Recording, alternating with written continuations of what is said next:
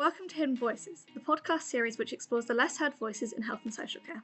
I'm Libby and I work for Healthwatch Essex. It's our job to make sure that people's experiences help to improve health and social care services. Today's podcast is a bit different to usual, as we'll be shining a light on what it's like to be an apprentice. So welcome everybody. I think we should probably start by doing introductions. So I'm Libby, I am a digital marketing apprentice in my 4th year. I'm Grace, I'm the business administrator at Healthwatch. I'm Sam, and like Libby, I'm in my 4th year as a digital marketing apprentice. Hi, I'm Alicia, and I'm in my 1st year of my digital marketing apprenticeship. Hi, I'm Max, and I'm also in the 1st year of my digital marketing apprenticeship. Hi, I'm Renée, and I'm an engagement officer here at Healthwatch Essex. So now we've done introductions, we should probably talk actually about apprenticeships. We've obviously got a range of different people here with different roles. We should maybe introduce what apprenticeship course we're doing and the level. So I started at Healthwatch in August 2022 and I started doing a level 3 business administration apprenticeship that I finished in March of this year, and in May of 2025 I'll be starting a level 6 project management apprenticeship. Nice. Just moving up in the world. Yeah, Libby and I, we do the same course. We started January 2021, and it's basically marketing. I think it's the official title for it. Saying January 2021 feels like ages ago, but it's flown by so quick. And we finish in a month, or when this comes out in December, will we be finished by the time We probably will be finished. That's scary to think about. That's not far. Right, let's not think too much about that. But yeah, we're currently undertaking our endpoint assessment EPA, where we basically just summarise what we've done over the past 4 years or so. And scary stuff. Yeah, a lot of work.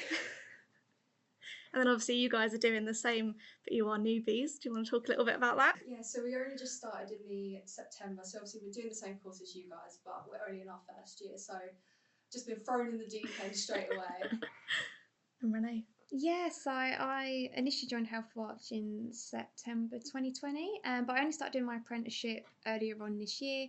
I'm doing a level 5 operations management apprenticeship. I know. It's fancy. It's very fancy. What made you want to do the apprenticeship? I think I was really into sort of both like personal and professional development. I've only really got experience line managing volunteers. I thought, do you know what? I'd really like to have the experience of managing maybe a team potentially in the future, further down the line. So I thought an apprenticeship this way, I can work full time and yet I can still learn while I'm like on the job, which was like a real plus for me. How about you guys? Because obviously, again, you are new. You're just started afresh. What made you decide that you wanted to come straight out of college and sixth form into a degree apprenticeship rather than going straight to uni?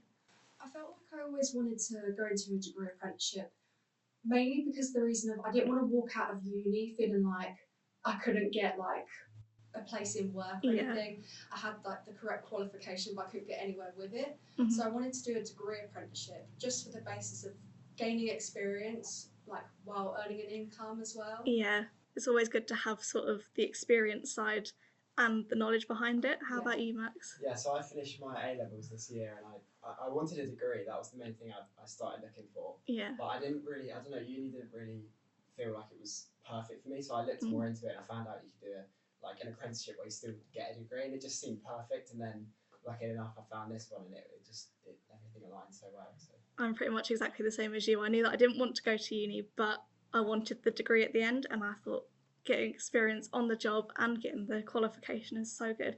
How about you, Grace? Well, mine's slightly different because I didn't do a university degree. I'd done a college kind of degree. So Initially, I did go to college when I turned 16, as everyone does, and I'd done health and social care, and I'd done the 1st year, and I know I didn't really enjoy college, like the classroom aspect as much. Yeah. So, and I was working, and it was just a lot at the time to do all of it all together. So I knew I wanted to do an apprenticeship, and I knew I wanted to do business because it's something that you can go into several things from it. And then I found this one, and it was really good. It's the best. It was so much. I preferred it so much more than college personally, and it was really nice. And then my manager Sam suggested to do a university one now that I'm obviously old enough to go to university. And I never wanted to go to university. It was never something I wanted to do. And even when she suggested that, I was like, no, I don't think that's for me. But I think it's like Renée said, a good progression opportunity. And it's good that they can support you as well in getting that further education. How about you, Sam, coming to you last? Yeah, I think the main thing is having no uni debt. That's true. That is true. That's the best, yeah. No, that's good, but also, like a couple of you, when I left sixth form, I didn't want to go to uni, but I think the opportunity of having work, which was my main aim coming out of sixth form, just getting into the world of work, having that alongside getting a degree, I think is a good opportunity. So that's the main reason behind it, really. I think a lot of people don't go to uni because of the point they'll be in debt. I think that's the one main reason people will not, that will stop them from going. So I think doing it through an apprenticeship is the best. Yeah. It just makes so much sense. I do think they're very underrated. A lot of people don't consider them. They just go to uni because that's what the norm is. I didn't know uni apprenticeships existed. I knew that college apprenticeships existed, and then when I joined here, I knew it would do, but I think they should be talked about more because I think they're great. They're never really given as an option, like in sixth form or college. It's either you go to uni or you find a job. It's never given as like you can do both at the same time, earning money and experience and doing a degree. So I'm a big advocate for them. Yes. We've kind of touched on this a little bit already, but what do you think some of the benefits of you doing an apprenticeship over a different style of working or course is, like having both elements put together? We'll go to, who should we choose? I'm going to Sam first. I think it's because with an apprenticeship you can learn, it's about learning and working at the same time, but it means that you can apply what you learn at the same time. Yeah. So I feel like with uni you kind of get the theoretical underpinning essentially, and then at Healthwatch or wherever you work you can actually apply it basically and kind of get used to it and almost understand more about it as well. So I feel like you learn while you work as well. So it's kind of a combination of both. Yeah, you get both sides of it. I feel like we're a bit twins there, Sam, because we both sort of think the same thing. How about you, Grace? Because obviously you've done sort of a different level. I really enjoy being able to ask my colleagues questions and have them have from different standpoints. So I could ask the SMT a question who would have a lot more experience than someone, for example, us mutual apprenticeships. I'd be able, but then I would also be able to come to you and say, what did you do in your endpoint assessment that I could help with my endpoint assessment? Different departments, different roles, different people you can speak to, whereas in a classroom I feel like it's only the teacher that really can support you as you want. Whereas doing the apprenticeship, you had your coach, you had your online lessons with them, you had your manager, you have all your colleagues around you that you see on a daily basis because it's also your workplace, and it's just one place that you can put your all into rather than having to go to college and then also to another job. You can put your all into one thing. And you've obviously got those different bits of life experience and you can obviously learn from people and support each other, which is pretty good. How about you two? I guess there's the fact that there's the money you get from doing a degree apprenticeship rather than the debt. I guess it just it changes your life completely because you actually have money. And for me, I've never had like an income come in, so it's a completely different sort of style of life, and it makes you more like responsible and you know what I mean. So it almost sets you up a bit for afterwards because you kind of got that bit of banked money rather than I've got however many grand in student debt that I now have to look at and go into a job knowing I'm going to have to pay that off in the future. This kind of goes to the opposite of it. It sounds a bit like a uni assignment. Critique it.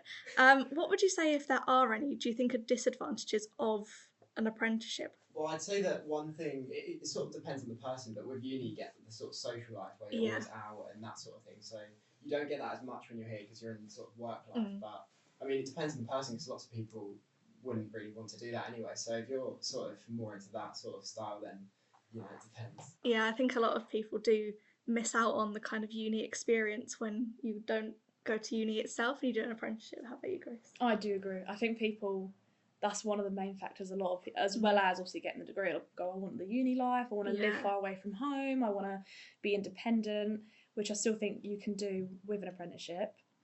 I think there's not really much, I think it just depends on what you want. I mean, if you want the stereotypical uni life, going out every week and drinking, you can still do that while doing an apprenticeship. Yeah, I think it just depends on the person and how your lifestyle is.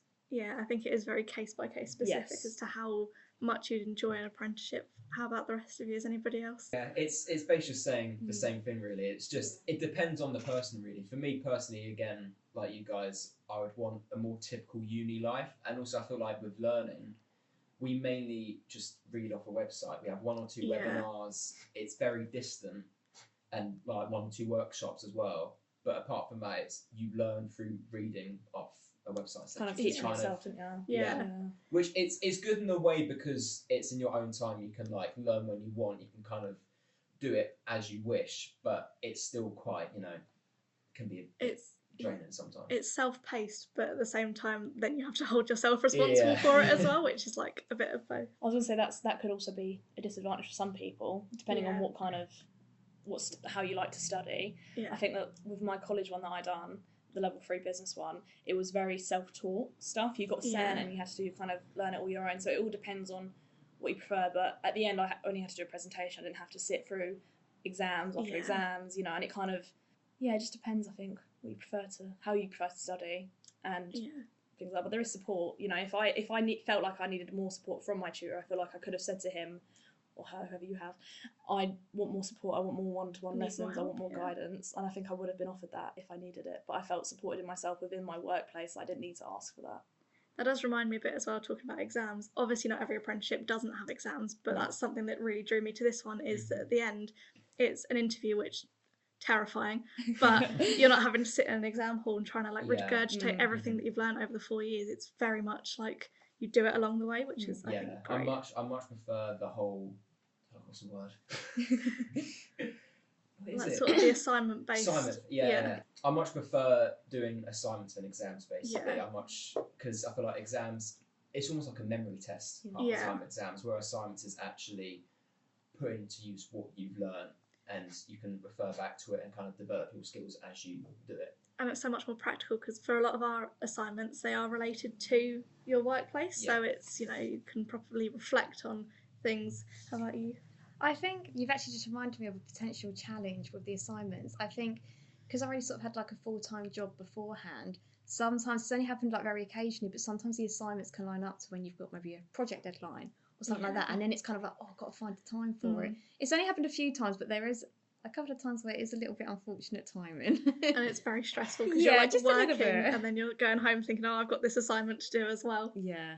I was going to say on the back of that, because I joined with my apprenticeship initially, that's what I started off, and now because I finished my apprenticeship in March, I'm now doing a full-time job. I can now see that I feel like when I do start my level 6 apprenticeship in May, that I think it will be more challenging with time, just because when I was started it was kind of that was put first and then anything else after, where I think if you are in a job role first initially and then take it on, maybe you don't know as much time.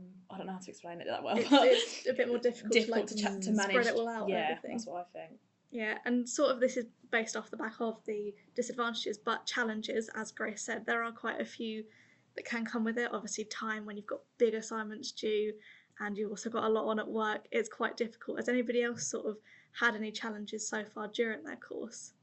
When I was doing my apprenticeship, I had 6 different tutors the whole time I was doing it, which is, I think, one of the main challenges I had.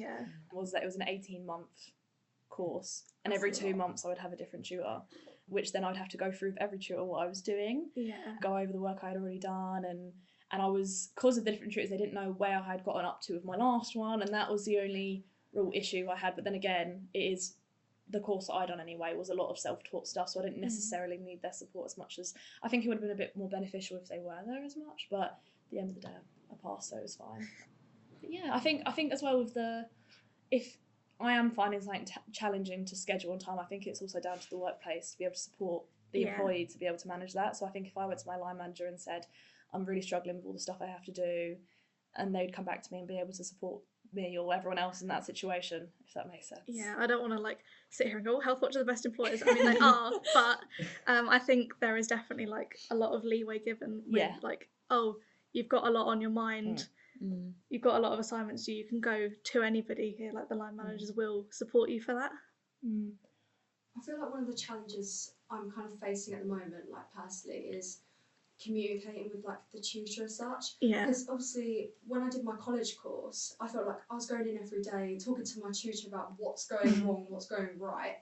And then now obviously in like the apprenticeship life, obviously you're doing a full-time kind of employment and then having one online uni day a week. So trying to communicate with your tutor, which is also full-time, trying to like teach every other student in the university, I feel like that's difficult for me in this like social aspect as well, like what we were talking about earlier. Yeah, it's not a case of like you can literally just knock on like their classroom door and be like, I need some help with this. You have to email and then wait and then all that kind of stuff. And like you say, you can't sort of peer-to-peer support is through like a WhatsApp group chat or something with. And that can put you back even further as well. With like deadlines and stuff. And you're waiting for everybody to sort of respond, and it is challenging, but it's got its benefits. Does anybody think there's any misconceptions though that have come around apprenticeships, because obviously they're not promoted that much in schools? I think a lot of people think that it's maybe not quite as valid as going and doing like a full-time degree. Has anybody else encountered any, so to speak? Well, I think we're all very big what's the word? Advocates. I think we're all very big advocates of apprenticeships, and I always say to my friends when they don't know kind of, I don't know what to do and what to go into, I always will say, try an apprenticeship. If you don't like it, you don't have to stay, same as everything else. And a lot of my friends will come back to me and say, oh, I can't do that because I haven't got any qualifications to do it. But when I started mine anyways, I don't know about, because I know with my degree one that I'm starting, you need to have English and maths. But most of the time with apprenticeships, if you don't have your English and maths GCSE, you can do it alongside the course. So you don't necessarily need any qualifications to do an apprenticeship. And by the end of it, you'll have a qualification gained by it. So I think it's worth doing it, trying it anyway. And I think a lot of people as well worry about the pay for an apprenticeship. I think that's a huge thing, is like, apprenticeships don't get paid anything, blah, blah, blah, blah. And although it is lower than the average pay, it's still, it's your job as well. And you're able to, again, no debt, as we've already spoken about. You're not in debt with anyone. You're getting paid a bit. You're working. You're getting work experience. You're initially somewhere as well. You're guaranteed, especially for a degree apprenticeship, it's 3 or 4 years. You're guaranteed that workplace for 3 or 4 years. You know that you're going to be there. And within them 3 or 4 years, you'll know there might be opportunities for you to be able to get a pay rise or whatever. And it also sometimes depends with the workplace. They might do national wage. It just depends of where you are. Yeah, I think a lot of people get put off by that. You start off with like a £5 an hour. I don't know if it's gone up since we started, but then I think after a year you sort of go up to I think when you get past, because when I started I was 17, so when you get 18 it goes up a bit, and then it's I think 21, and then when it's 21 it's average. I think it's minimum. So, so I think a lot of people are put off by like, it's going to be £5 an hour for 4 years, but it does go up. I also think a lot of people see apprenticeships as like in trade, so like mechanics or like carpentry, building work, like that kind of stuff. I think a lot of people assume apprenticeship must mean that it's going to be in trade, but there are so many opportunities like everywhere. I also think about the whole money side of things as well. When you're just leaving sixth form, college, whatever, I don't think wage should be the main concern. It should be developing yourself, training, upskilling, but just be as ready as possible for the world of work, where you can then maybe start to think about earning a proper living. I think as well, just to come off the back of the money situation or the money talk as well, I think a lot of people forget that in some apprenticeships you can do more hours than you would necessarily. So like for example, when I was in college, I went to college 4 days a week and I worked 2 days a week on the weekend. So I was working 6 days a week. I was getting, it was stressful. Whereas this apprenticeship, you can work 5 days a week and you're also doing your college. Well, that's what I do, only 5 days a week, because it's different depending on where you are. But I do Monday to Friday, and you're able to where we work, able to work from home and do different things, go to different outreach events. It's not just, you get to do loads of different things, and you're getting paid for it, and you're getting a qualification, and you're getting experience. I feel like it's a no-brainer. But it does feel a bit like that. Yeah. I feel like when I was in college, like degree apprenticeships weren't talked about enough. I couldn't find out anything about degree apprenticeships, and then even trying to find one online was difficult enough. And one of my tutors even told me in college, it's just a complete waste of time trying to find one because it's so unlikely you're going to get one. I'm a bit like, but you might as well try and find one. It's going to benefit you so much when you're older as well. So I feel like colleges, education should start talking about it a lot more. I think they are fairly rare to find, because a lot of companies also don't really know that you can offer like the degree apprenticeship and that the government will support you and all of that kind of stuff. But the company.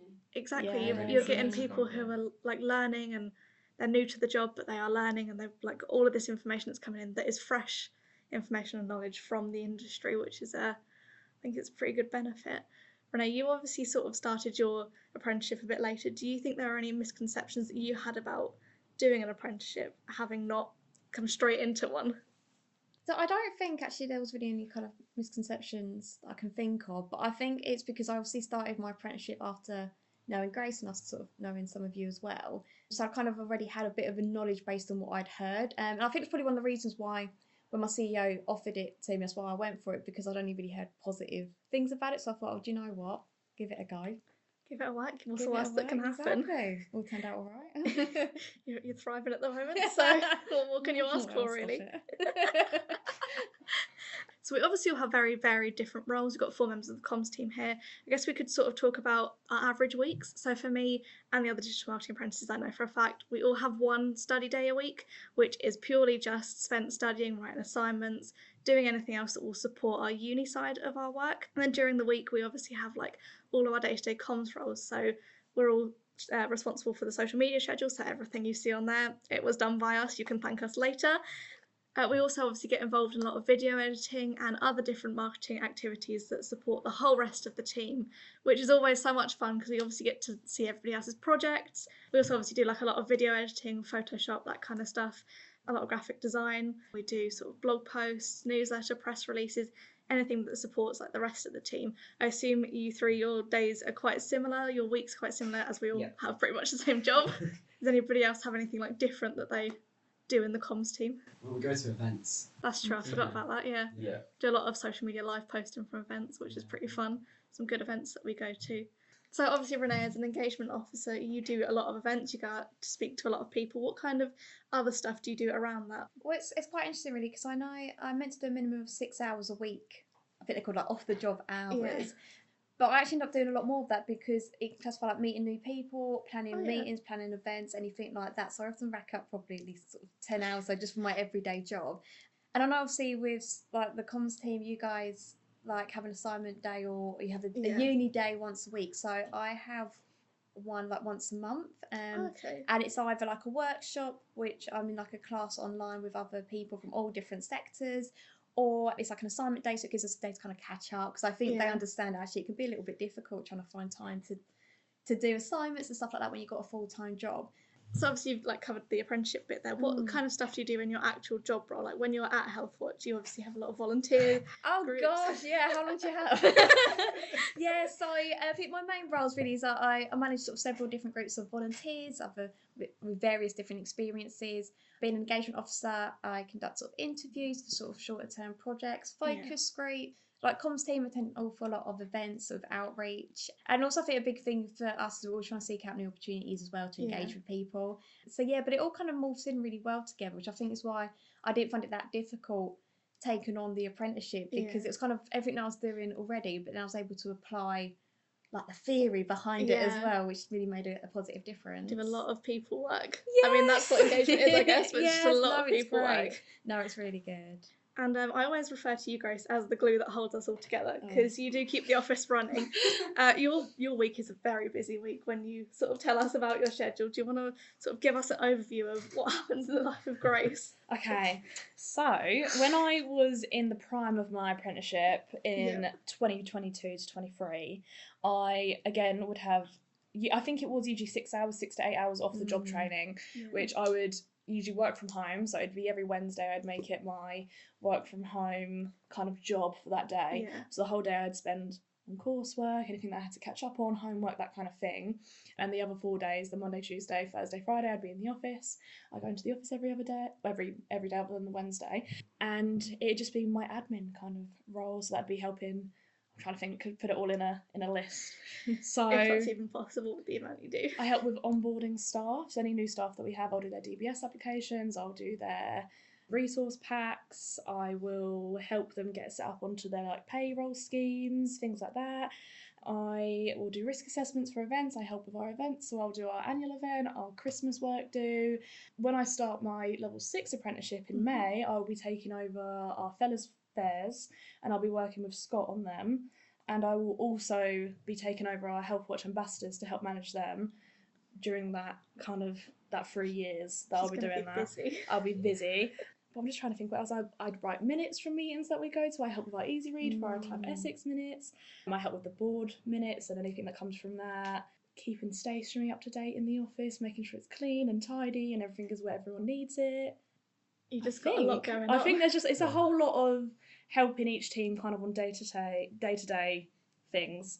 Daily questions, answers, helping people find what they need to, and obviously helping out with the occasional outreach event with IAG or so on, and being in TikToks for you guys and doing whatever projects you guys want me to do. And it's all kind of a bit all over the place, but I enjoy that, so that's fine. And since stopping the apprenticeship, because obviously I finished in March for my level 3 one, I did find that at first I didn't have as much to do. Yeah. I felt like, because a whole day was dedicated to just doing that, so then when I finished I didn't really know what else to do. And when I was doing my apprenticeship, I actually had to do my maths alongside with it, which I don't think anyone else has had to do, because I didn't pass my maths GCSE because that is too much for me. Maths is difficult. Maths is difficult. I know people relate to me on that. And I did try again and do it in college, and I also failed again in college, and I got a 1, which is, what's the equivalent of that? one's it's like, it's like that's like an like F. F. Well, an that's F like is an like F. a U. yeah, But like in it's zeros. secondary school I got a 3, so I was only so close. just so close to doing that. I passed all my other GCSEs, but tried to redo it in college. Obviously, no motivation, because in college you can kind of, not the best thing, but you can obviously choose if you go or not. You know, it's not like school, you get attendance. Obviously, when I was in college, I could put a sick note in the diary and say, I'm sorry, I can't come in today, which happened a lot. Scheduling your sick days. Yeah, so I really struggled with actually going to college because I hated it. So, and because it was so easy to say that you were absent, I would, but here, obviously, because you're doing a job as well, you have an expectation. Overall, I've got quite a busy week, but I enjoy it. I help all the other teams. I help every team. And because there's a team in, and there's a different team in each day, I'm able to focus on the team on the day. I think maybe comms is the least people I help, because you're able to do everything on your own, because there's not really much you need from me, admin-wise, I suppose. But, yeah. We make up for the comms day Yeah. engagement. I was very worried for when you were going to say comms is the least fun, and I was about to kick Oh, you no, off of the course podcast not. there. No. So you sort of touched a little bit on how your day looks different now that you finished your apprenticeship. How about you, Renee? Obviously going into doing an apprenticeship, sort of the reverse of what Grace has done. I think, I'm not sure if necessarily my day looks sort of different, but I think it's more of an understanding as to like why I do certain things, and actually how like it's taking the theory from those workshops and then applying it sort of practically. I think it's like Sam sort of said earlier.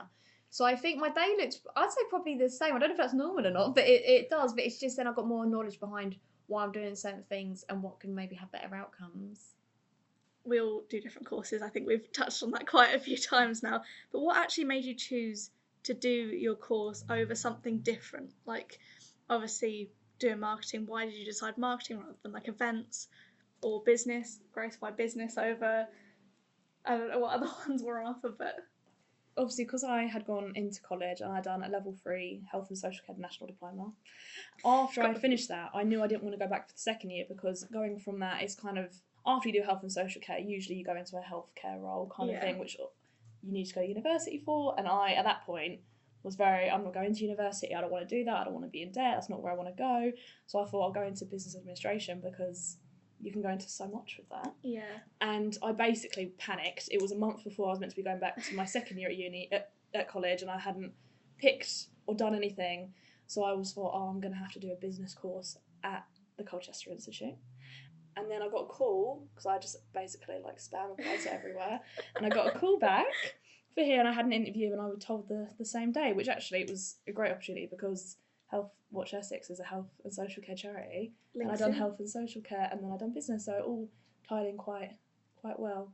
But I think it was a no-brainer, just for me anyway. It was just kind of find something that you can go into to other things with, kind of like a career development type thing, rather than a passion. Because at that age, sort of, you don't really. I had no idea what I wanted to do. I had no absolutely clue. no, which is the reason I've done health and social care. Because again, I think you can go into anything with that. What about you, Sam? I mean, I wouldn't say I decided to do a marketing degree specifically. It was more Healthwatch were offering alongside it. I liked the Healthwatch job, but before starting at Healthwatch, I wanted to be a journalist. I got my journalism qualifications and was feeling quite set for that. But then, I don't know, I wasn't as sure about journalism as when I started. So I thought, what's like similar that I can use my skill set that I got through journalism, and doing marketing, I thought was quite similar, social media, writing. So that's the main draw, and I thought, okay, let's see how this does. And then throughout my apprenticeship, I kind of started to enjoy the creative side of things with graphic design, photography, videography, all that kind of stuff, and that's kind of led me on to where I am now. You sort of touch on every different subject, so you can kind of decide which route you want to go down. Yeah. So obviously, Renée, you spoke a little bit earlier about sort of why you wanted to do the course. Why did you sort of decide at the point that you did that you wanted to do it, and why specifically the course rather than just something else? Well, if I'm to be like completely honest, I would say obviously I hadn't really considered an apprenticeship before. I think because of what I'd seen everyone else sort of doing, I thought you kind of went into the job as an apprentice. I didn't realise that, oh, actually I could already have a job here and then have an apprenticeship on top of it. And it was actually my CEO who found it and was like, have you thought about this? I think it'd be a really good opportunity. Yeah. And as soon as she sort of said it to me, I was like, I don't think she'd even finished the sentence. I was like, yes, like sign me up. So it wasn't anything I'd ever considered before. And then as soon as the idea was raised to me, I was like, well, I've never thought about this before. But no, it was actually my CEO who found it. It just ended up that it was something I was really interested in. Once I read through like the brochure and things like that, I thought it was of huge interest to me. Thought, sign me right up. I'll be there. So for me, I guess sort of I did have a bit of an interest in media before coming into the marketing degree. I'd done a lot of social media accounts before. I always use this as an example. It was an account for my dog. That's what started my interest in social media. It always makes me so embarrassed saying that, so nobody try and find it. But I sort of liked media. I liked sort of graphic design, social media stuff, and obviously coming here doing a marketing degree, you do kind of figure out the different aspects of it, and you kind of decide, oh, actually I quite like writing press releases, or I don't quite like video editing as much, or whatever. And I think, kind of gives you such a good well-rounded view of marketing, so you can decide where you want to go afterwards. How about our two newbies? What sort of encouraged you to start? Well, I studied media and business at A-levels before, so I sort of found then that that's what I wanted to do, something between the two. And I think marketing is like perfectly in the middle, and especially digital marketing, so it's all online and it just links so well to what I did before. And so I just looked at things that were sort of marketing, and then eventually this came up and it was perfect. So. Has there been anything, obviously you are still quite new, like a month, 2 months in now, is there anything that you've seen so far that you quite like the look of at the moment, like graphic design? Yeah, I quite like the sort of social media, like putting it out on all the different platforms and scheduling it all and stuff like that. It's good fun and it's good. It's really like, I don't know, it's just good. It's fun to be able to control what goes out and like be able to schedule it and sort of control the aesthetics, which everybody here knows that I am one for aesthetics. I love the aesthetics, and being able to control it is great. How about you, Alicia? What sort of encouraged you to get into it?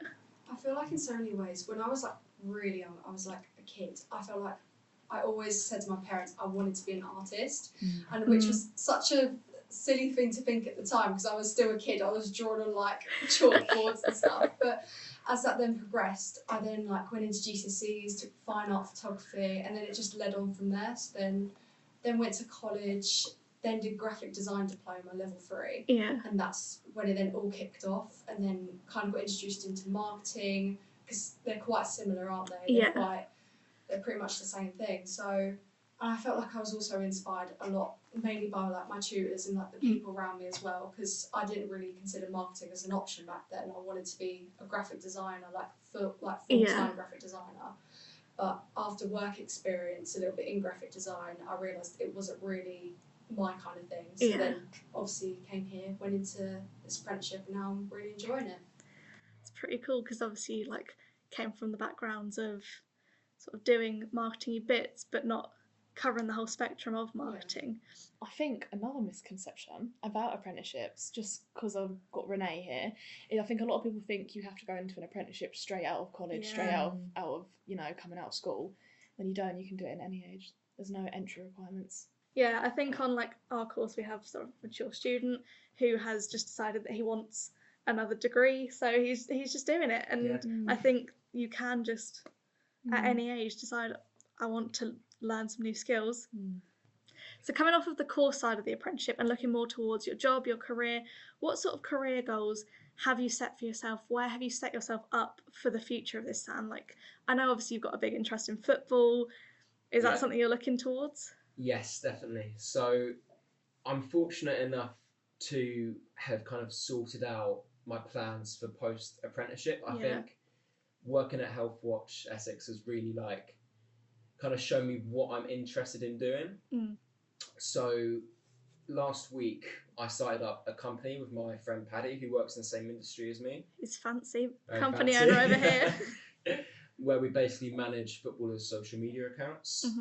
So it's called Beyond the 90, where basically we manage everything for footballers beyond the 90 minutes. So clever name, thank you. So that's managing social media, taking photos of them, making like highlight reels from their matches, match day photos, anything they want basically from that perspective. And we've got our first client in as well, Caleb Okoli. He's a Premier League footballer, which is good. We're all nodding our heads, pretending we know who that is, but in the world of football, I'm sure people do. And we've got another client on trial as well, so hopefully, if that all goes to plan, then it should be good and set. So. And you've obviously sort of built your skills up from Healthwatch to then be able to transfer them into this sort of new industry. How about you, Alicia?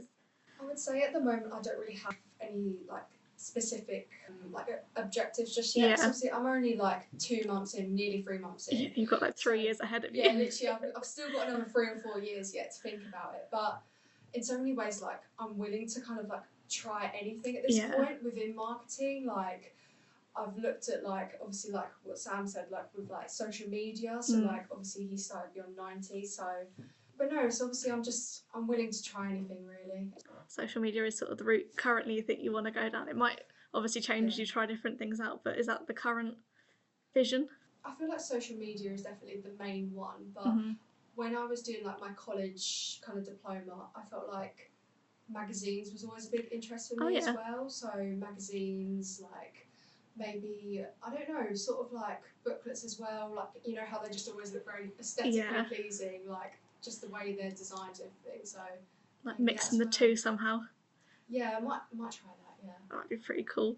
How about you, Max? So I pretty much have just been keeping my options open for the last couple of years really, so that's why I did my 3 A-levels that I liked, and then I didn't know what I was going to do after that, and then and eventually found this, and so I feel like I'm just going to go for the same thing. I'm going to get through this and find out what I like more, and then get the degree in 4 years, and then in that time I might find something specific, but yeah, I just want to stay in this industry and try and get as high as I can, pretty much. That's my goal. Yeah, and like you say, you sort of figure out what you like, what you don't like in marketing. I know that, Grace, you have recently done yourself a 1, 3 and 5 year plan. Do you want to talk us through some of the goals and objectives in your plans? Sure. So, as you all know, I started my apprenticeship without kind of knowing where I wanted to go, what I wanted to do, and towards the end of my apprenticeship, January this year, I kind of had a discussion with my line manager that I really enjoyed working at Healthwatch and I wanted to continue working here. So that's what I have done since then, and that is what I plan to do for, well, life. For as long as I know anyway. You know, I'm pretty settled. So started my level 6 apprenticeship in May. I think obviously you don't know what the future holds, but as far as I know for right now, I'm happy where I am. I'm happy what I'm doing. In my 1, 3 and 5 year plan, which I like to make them very organised. She's very prepared. So usually what I'll have is 1 year, a main goal, and the key objectives to get that goal. And then I'll do that for the, So 1 year is kind of where I see myself in 1 year, what I want to be doing in 1 year, that kind of thing. So my main goal is to begin my degree, to begin my apprenticeship. 3 years is to have to complete it and passed my university degree, which in 3 years' time I should have finished it, so that would be good. And then 5 years is to kind of work on different projects, do what I'm doing now, but to a bigger, higher level, I suppose. Maybe, obviously going up different departments, maybe different job role names, things like that. But I'm happy where I am, basically. And I think that's a big part of doing an apprenticeship is that you don't know what you could do, and there's different, because you're learning so much at the same time, you don't know. There's loads to take in, loads of different opportunities, loads of different things to do. Constantly building the skill set that you can find some other way. And I think with Healthwatch as well, it's great that the flexibility I think is great. But yeah, so when I started, I initially didn't think I was going to stay. I initially thought I was going to come here, do my apprenticeship, leave, and do something else. But it was from working there that I really enjoyed it. I like everyone I work with. I enjoy the job I do, and I could see myself doing it for the rest of my life. You just love us so much. Exactly. Of course, I couldn't leave you, but on the other hand, you and Sam are leaving us. That is true. Which is heartbreaking. I do apologise for that. Yes. And Renée, obviously, we keep touched on the fact that you started your job and then you started your apprenticeship. Are there any career goals for you? Are you looking to sort of progress here? Yeah, I think so. I mean, I want to stay within the charity sector. I feel like I found the industry that I like. Yeah. And I think, I actually, I'm echoing Grace really with all of this. I'm very much sort of similar. I'm really content where I am, but I'd love to obviously the opportunity to progress into a role where I get to use what I've learned within the apprenticeship. But no, definitely within the charity sector. And I think actually ideally within health and social care, working with people with lived experience is like a huge passion of mine. So that's kind of where I envision my future. Okay, so Libby, well, I'll turn this back around on you, and I'll ask you a question, because obviously you're being a bit of a host. So I'll take over for a minute. The interviewer becomes the interviewee. That's exactly my thought. So, my question is, have you, or is there anyone else, done anything alongside their apprenticeship to further develop their career? Healthwatch have been so supportive, sort of like over the 4 years of everything I've done, like loads of different extra courses. I'm doing a PR course at the moment, done some around SEO, they've supported me to do some work experience. I've just had loads of opportunities to connect with people. My mentor is someone who works in the industry, and it's just, honestly, there's been so many opportunities to further my career, and they've just supported me so much in trying to get to the next stage. It's a lot of learning. That's interesting to hear, because I mean the only thing I've done alongside my apprenticeship was our mandatory training, which was Flick, which is still very useful. But it's interesting to see that you've been able to branch out and do other things as well, because just things that I don't normally do in my job that I can just do a little bit of training around. So obviously we couldn't bring everybody together on the podcast without asking the one question that we ask everybody every time. So we'll finish off with, what would be the title of your life story? I'll give you all a little second to think, unless anybody... Renee is not happy with a second. Unless anybody's got it. Has anybody put some deep thought into the title of title of your life story? Title of my life story. It's a tricky one. I've got it. Go on then. Oh my god, I've got one. Go for it. Wave of inspiration. So it's so good. Mine is silver linings, because everything which has come to me has been as a result of something which I wasn't happy with at the time. Ooh. And then even if I think about when I first got this job, I actually lost my job in COVID. I was devastated. Then I've ended up in a role which I love so much more. Yeah. And so for mine, and I think there's been stuff obviously since which I'm like, I was a bit disappointed in that at the time. But silver linings to every dark cloud. That's very good. Good I like that. It's given me an idea. I feel like I'm just completely copying you here, but everything happens for a reason. It's not really a title of the life story, but it kind of, we'll go with that for now until I think of something better. Has anybody else got one? I'm seeing a lot of scared faces, but I'm just trying to think. I feel like I'm not there yet. Yeah. I haven't experienced you're not ready for I've only just started. I feel like You got your life. Title of my life story as 18-year-olds is To be confirmed. Title of my life story, just a baby.